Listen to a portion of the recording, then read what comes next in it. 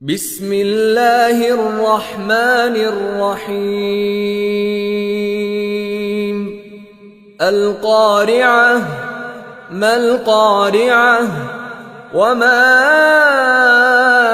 أدراك ما القارعة يوم يكون الناس كالفراش المبثوث وتكون الجبال كالعهن المنفوش فأما من ثقلت موازينه فهو في عيشة راضية